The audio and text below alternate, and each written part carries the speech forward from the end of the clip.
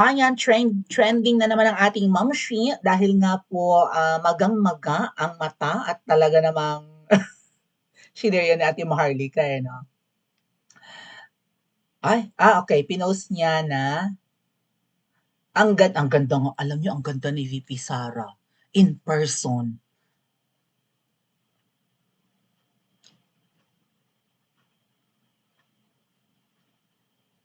Mamshi, sabi ni Ate Maharlika, nanonood ka raw ng mga vlog namin. Lalo na si Ate Maharlika, siyempre inaabangan mo kung sino na namang puting ahas ang magtsu-tsu-tsu ng mga pinaggagagawa niyo sa buhay, 'di ba? So, magang-maga talaga si Mamshi.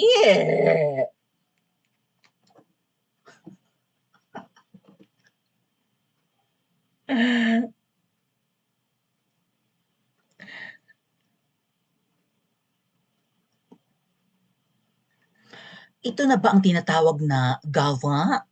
Karma Mirese? Kasi, alam niyo yun, parang talagang ako po ay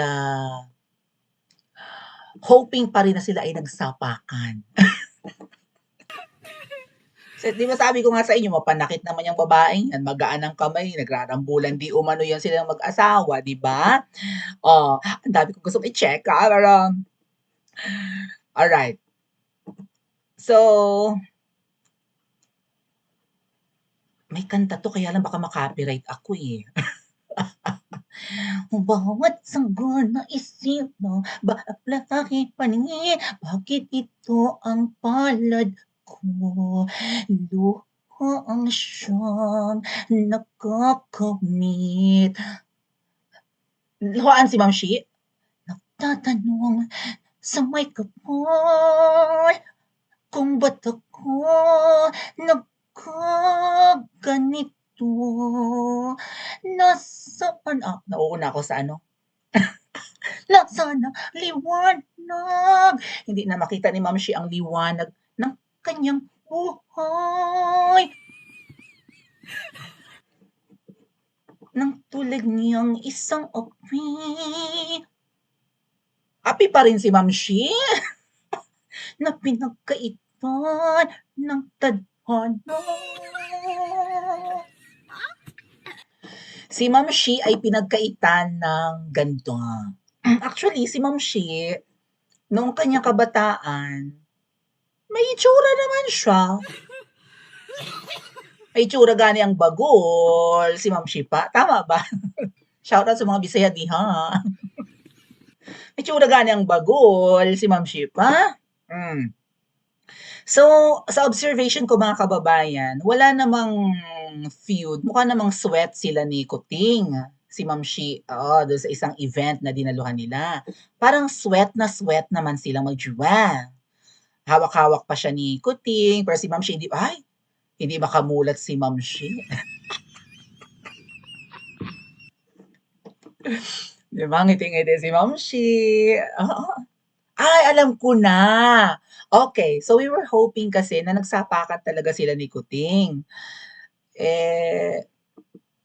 Kaya lang, mas malala yung nasabi ni Ate Maharlika na nagparitoke ito. Nagpa-filler yata si Ma'am Shi. If not, nagpa-Botox.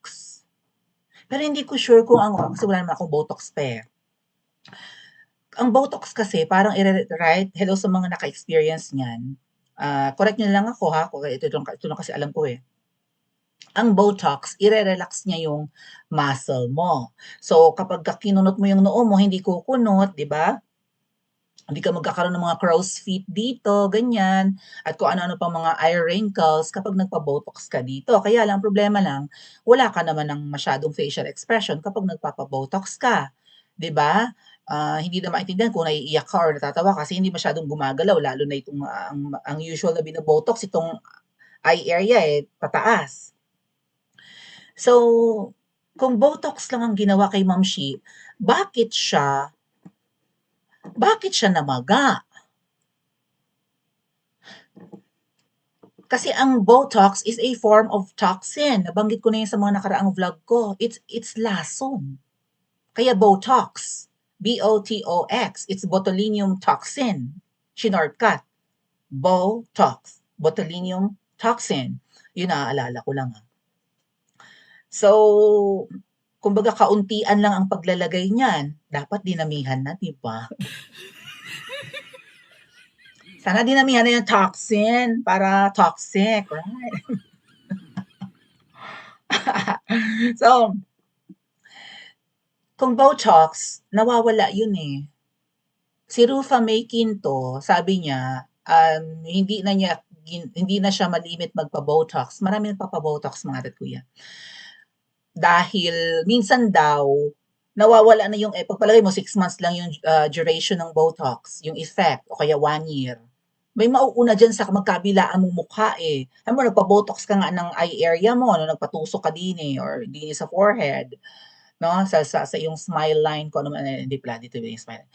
So, minsan, pag nagpa-Botox ka, or nagpa-botulinum toxin ka, nauunang mawala yung kumbaga unang na-expire ba? Nauunang mawala yung ano, yung effect sa kanang mukha mo. So, kulubot na ulit ito nakabanat na banat pang gano'n, hindi pa masyadong gumagalaw. Ito nakulubot na after 6 months or 1 year, 'di ba so sabi ni Rufa May hindi na daw siya nagpapaganyan-ganyan kasi nga minsan tumatabi yung mukha niya, 'di ba? Tapos na yung effect ng Botox sa kabila hindi pa. So, ako rin po, although affordable naman ang Botox kung tutuusin, 'di ba? Kaya lang kung gano'n yung magiging effect, teka muna, ano yun mukhang, 'wag na lang. Pero nakakabata naman talaga 'yan. Ngayon, there's another thing na puwedeng ginawa kay Ma'am Shi aside from Botox. Yun yung sinasabi ni Ate Maharlika na formalin. Formalin kasi 'di ba, formaldehyde. Ano yun, eh, um, ah, pampatigas, pampa-preserve 'no? Pero hindi naman siguro formalin ang nilagay, siyempre Botox naman yun, magkaiba. Um, Baka ang nilagay kay Ma'am Shi ay filler. Filler is puwedeng collagen, puwedeng under eye filler kung lubog yung mata mo siguro sa puyat, magpapa-filler ka. Ngayon, lubog ba yung mata ni Ma'am Shi? Kasi yung asawa ni Ma'am Shi, namamaga ang eye bag, right? Kasi yung linya sa ilalim ng eye bag, 'di ba kung puffy itong eye bag mo nga, puffy, nagkakaroon ng linya yan, eh. So, para mawala yung guhit na yon na parang laugh line dito sa ilalim ng mata, para mawala yun, lalagyan niyo ng collagen or ng filler. I don't know kung gumagamit din sila ng ano, ng own fat mo, okey? Kasi pag may guhit na gano'n, kailangan mawala yung guhit. 'Di ba minsan may mga tao may guhit na gano'n, eh. Baka may gano'n si Ma'am Shi, nagpa-filler. Ang problema mo baka may na-hit na nerve.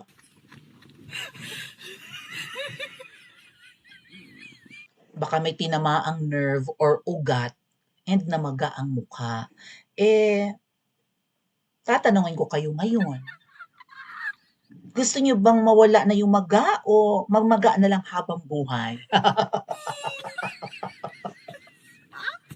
Again po, I have nothing against cosmetic enhancement, surgery, and whatnot. Kasi ako, being a transgender, di ba, gusto ko rin yan. One day, di ba, pagtanda natin, why not? Sige, retoke, brutal. No? Kahit na ang nguso, magmukha ng bisugo. Wag naman. Hangga't maaari kasi minimal dapat yung ating enhancement para mukha pa ring natural, magandang natural, 'di ba? Gano'n. Eh, ito daw kasing si Smugs ay napakalaki ng insecurity. Eh, siyempre naman yung kanyang biyenan, right? Yung kanyang biyenan, yung nanay ni Kuting ay eleganteng babae. Shoutout sa isang member ng EDSA Friday Group dahil ang isang member namin ay actually ay dating flight attendant. And kapag sumasakay daw or ginagamit ni na Imelda Marcos noon ang Philippine Airlines, 'di ba? Kapagka gagamitin nila ang eroplano ng bansa na ito ay cancel yung ibang pasahero at 'di ba? Sila ang gagamit ng eroplano. So sumasakay sina Imelda na 'yan sa eroplano nung member ng EDSA Friday Group na dating flight attendant ng Philippine Airlines. And talaga naman daw po nasa starstruck sila no matter how, 'di ba, how pangit yung reputasyon ni Imelda as being banidosa, maluho, maraming kinamkam, gano'n. Pero alam niyo malalim ang kuwento niyan. May malalim na kwento yang si Imelda. May sakripisyong ginawa yang isang yan para makabalik ang mga Marcos sa kwento ko na lang sa susunod kong live, okay? Mag-like and subscribe kayo diyan.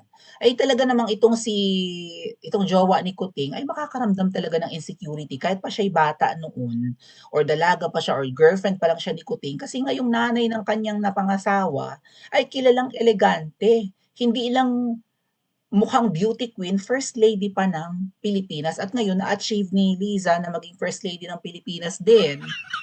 Napantayan niya yung status ng kanyang biyenan, gusto rin niyang maging napakaganda. Kita niyo naman kapag nagpapa-upload ng pictures ay, um, laging payat na payat, walang kulubot sa leeg, maliit ang tiyan. So, dun pa lang 'di ba kung binibigyan niya ng instructions nga pala may nag-PM sa aking puting hito, yung butangerang nagsasalita for Kuting ngayon, sino ba yun, yung Castro? Lagot daw yun kay Ma'am Shi kapag humupa ang I-bang. Hoy Castro, butangera! Lagot ka kay Ma'am Shi pag humupa ang I-bag. So how we wish na sana yung pamamaga ng mukha ni Ma'am Shi ay dahil lang sa sapakan nila, 'di ba? Pero yun nga, medyo worse pa pala yung reason, nagparetoke daw, sabi ni Ate Marlica, or nagpa-enhance ng ganda itong si Smugs. Kita niyo naman kinakaibig-kaibigan niya yung nagpapaganda kay Heart. Heart, mag-ingat ka ha. Baka mamaya hindi lang yung nagpapa-beauty sa'yo ang sulutin ni Ma'am Shi or pinag-iinteresan ni Ma'am Shi. Baka yung Heart, ingat ka ha. Tago mo yung keso mo, Heart. Si Ma'am Shi mukhang daga. Ngangat-ngatin niya ang keso mo. Agree ba kayo mga ate at kuya? Pa-comment po sa comment section at mag-like and subscribe din po kayo.